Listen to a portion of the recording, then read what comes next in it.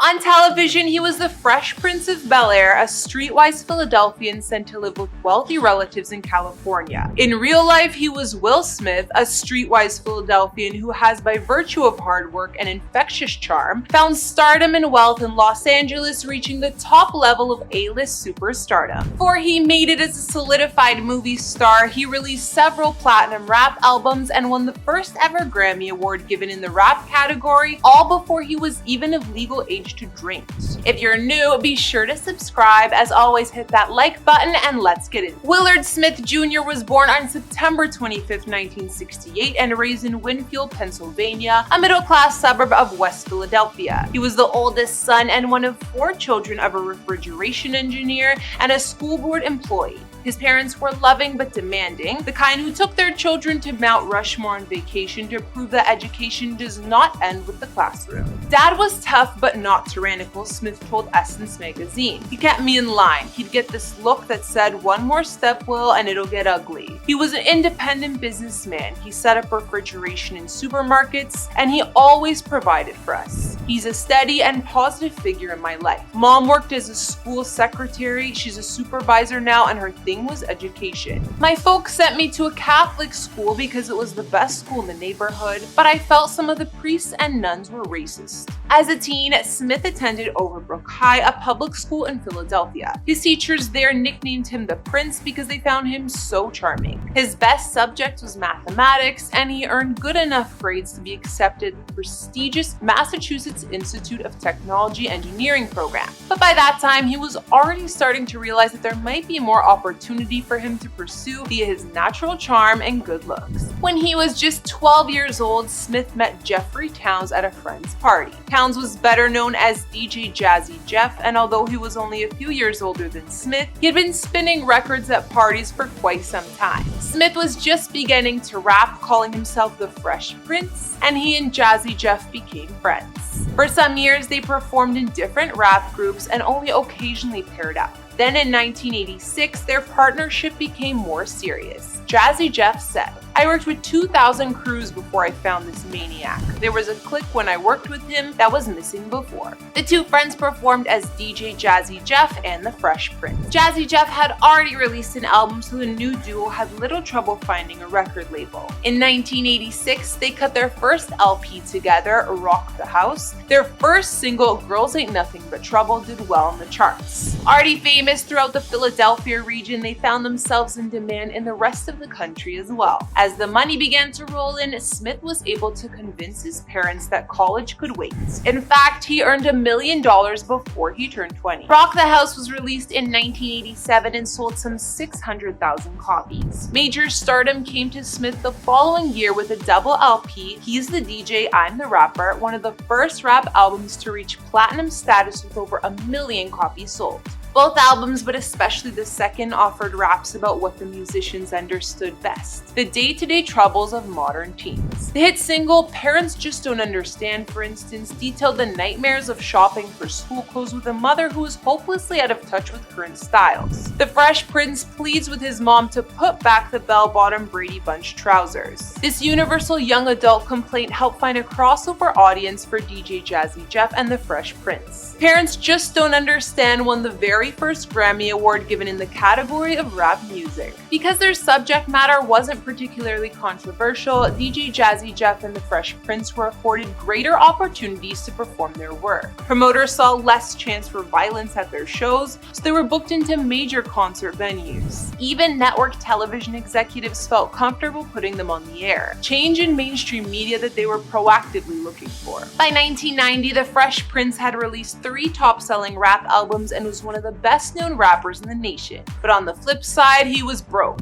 He had a mansion near Philadelphia, closets full of designer clothing, a fleet of expensive cars, and a jet-set lifestyle complete with celebrity friends. When the money ran out and his friends deserted him, Smith realized how foolish he'd been. On top of this, his creditors were closing in and he owed $1 million in unpaid taxes. As his popularity as a rapper was diminishing, instead of panicking, he set his sights on what he was gonna do next. Some Hollywood executives had already noticed Smith's stage presence and his ability to charm an audience. Beginning in 1990, he was invited to audition for small roles on The Cosby Show and A Different World, but he was too nervous to audition. Finally, he met Benny Medina, the head of Warner Brothers Records' Black Music Division. Medina had moved from Watts as a teen to a wealthy Los Angeles neighborhood, and he thought that his experiences would make a funny situation comedy. Medina and Smith talked the idea over and then approached producer Quincy Jones about a pilot episode. Jones immediately sensed that a show of that nature starring Will Smith would be a hit. The Fresh Prince of Bel-Air made its debut on the national broadcasting company NBC in the fall of 1990. Smith appeared in the starring role as Will, a Philadelphia teen sent to live with his wealthy, refined, and decidedly Republican aunt and uncle in the bougie Bel Air section of Los Angeles. The show found an audience quickly. For Smith, who had never done any acting before, the show was quite a challenge. He told TV Guide, "I was a nervous wreck. I was trying so hard. I would memorize the entire script and I'd be lipping everybody's lines while they were talking. When I watched those early episodes, it's disgusting. My performances were horrible." Although 70% of his earnings were being garnered by the IRS for the first few years, things were turning around for Will in his personal life. In 1992, he married his first wife, Cherie Zampino, with whom he had his first son, Willard Smith III, who goes by the name Trey these days. In 1993, on top of this, his acting had improved immensely. Will began trying to broaden his horizons in Hollywood. He sought film work and has since then appeared in several movies. His most notable dramatic performance came in 1993 with the release of 6 Degrees of Separation, a serious drama in which Smith played a gay con artist trying to fool a couple of white social climbers. After Smith expanded his wings with 6 Degrees of Separation, he was offered more roles in films such as Where the Day Takes You and Made in America. But his first role as an action hero made Hollywood sit up and take notice. Smith co-starred with Martin Lawrence in the comedy thriller Bad Boys. The film was a box office success, and it set the stage for his next film, Independence Day. Independence Day was an action-packed science fiction film with an all-star ensemble cast. It earned more than $100 million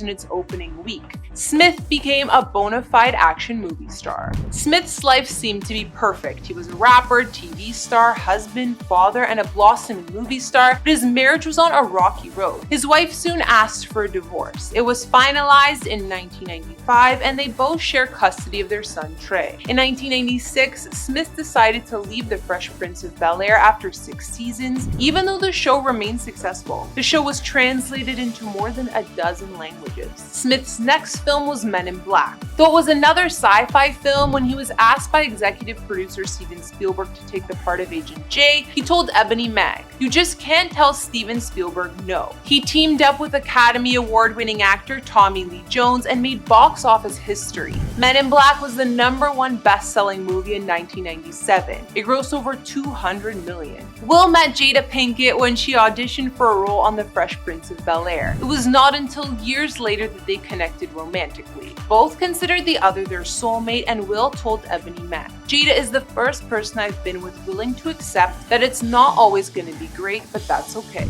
The two married on December 31st, 1997. They have 2 children together, Jaden and Willow. They live in a Hollywood mansion, and although they've had plenty of crazy press over the past few months, they're solidified as Hollywood royalty and will hopefully continue to entertain us for many years to come. According to records, that Smith compound also has a gymnasium that spans over 11,000 square feet with a greenhouse, and other goodies include a steam room, dressing room, and spa. The 150-acre property also offers 70 acres of open space, which the Smith-Pinkett family dedicated to public access and conservation, which includes streams, woods, with more than 100 oak trees, marsh areas, and a 20-foot wide hiking and equestrian trail. So now we've checked out where Will and Jada Pinkett Smith call home, including their latest purchase in Hidden Hills and their longtime Maine mansion. The family also maintains properties in Woodland Hills, California, in Pennsylvania, in Maryland, and a luxury ski chalet in the winter resort town of Park City, Utah.